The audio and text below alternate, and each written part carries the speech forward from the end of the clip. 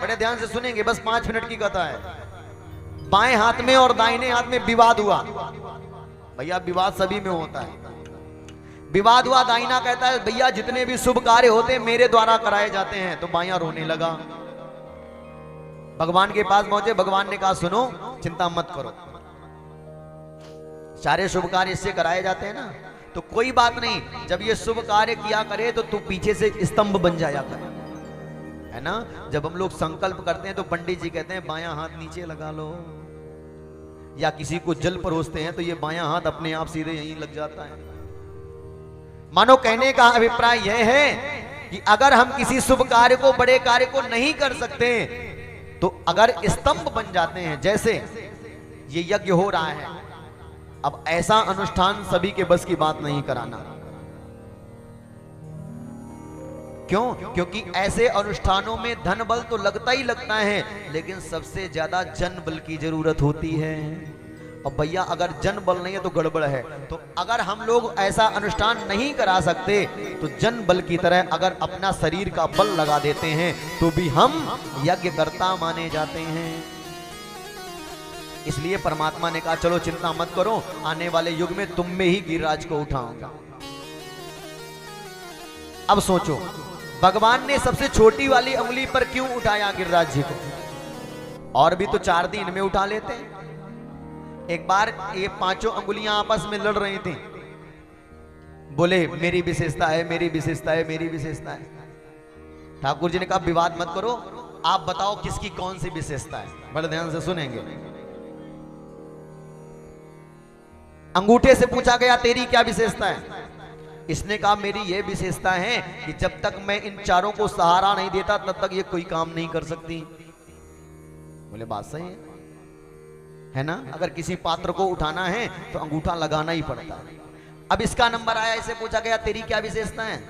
बोले मैं भटके हुए को मार्ग बताती हूं। अब आपसे अगर कोई पूछे कि भैया यहां से ओरन जाना है तो आप क्या बोलोगे? यहां से जाना और ऐसे मुड़ करके ऐसे चले जाना, ऐसे ही तो बताओगे। ये अंगुली कहती है मैं भटके हुए को मार्ग बताती हूं। भैया विशेषता दोनों, सबकी 2-2 विशेषताएं। अंगूठे से पूछा गया तेरी क्या विशेषता है? बोला मैं जब तक सहारा नहीं देता तब तक ये कोई काम नहीं कर सकती। और दूसरी विशेषता ये है, अंगूठा कहता है दूसरी विशेषता ये है कि जब 2 लोगों में लड़ाई होती है तो ठेंगा दिखाने के काम भी मैं ही आता हूं। अब इससे कहा गया तो इसने कहा सुनो मैं तो भटके हुए को मार्ग तो बताती ही हूं, लेकिन जब किसी की बुराई करना होता है तो भी मेरे द्वारा ही बुराई की जाती है। फला व्यक्ति बहुत बेकार है। लेकिन ध्यान देना, जब आप ये उंगली उठा करके किसी की बुराई करते हो ना तो 3 आपके तरफ मुड़ी होती हैं। और ये कहते हैं पहले अपने अंदर झांक करके देख ले, उसके बाद में किसी के ऊपर उंगली उठाना। अब आया बीच वाली का नंबर, सबसे बड़ी। इसने कहा प्रभु मेरी विशेषता ये है कि मैं इन सभी से बड़ी हूं, यही विशेषता है। बोले दूसरी विशेषता ये है कि गांव में बच्चे जब कंचा खेलते हैं, कंचा समझते हो ना, गोली, तो भैया इधर चिंगा बोलते हैं। अच्छा इधर चिंगा बोलते हैं। तो बोले मैं कंचा खेलने के भी काम मैं ही आती हूं। अब आया इसका नंबर, अनामिका का। इससे पूछा गया तेरी क्या विशेषता है? तो ये कहती है प्रभु मेरी विशेषता ये है कि मेरे द्वारा ही आपके मस्तक को सुशोभित किया जाता है ना। जब हम लोग भगवान का पूजन करते हैं तो इसी उंगली से परमात्मा को तिलक लगाया जाता है।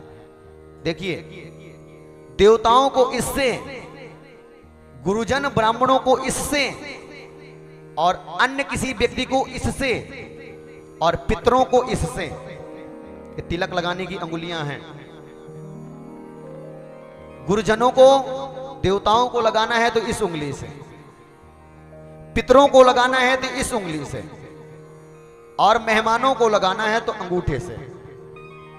तो इसने कहा मेरी विशेषता यह है कि मैं आपके मस्तक को सुशोभित करती हूं। बोले दूसरी विशेषता यह है कि कलिकाल में मुझको रिंग फिंगर कहा जाता है। जब किसी का विवाह होता है तो महंगे से महंगी अंगूठी या महंगे से महंगा रत्न मुझ में ही धारण कराए जाते हैं।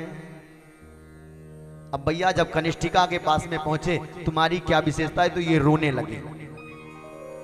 ठाकुर जी ने कहा क्यों रो रही हो, तुम्हारी कोई विशेषता नहीं है? बोले ठाकुर जी मेरी कोई विशेषता तो नहीं है, पर एक बात जरूर है। बोले बताओ।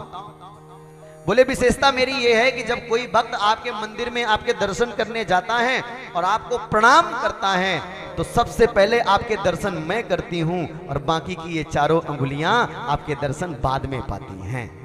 जब हम लोग हाथ जोड़ते हैं ना तो सबसे पहले ये कनिष्ठिका अंगुली है, मानो भगवान के सबसे पहले दर्शन इसको होते हैं।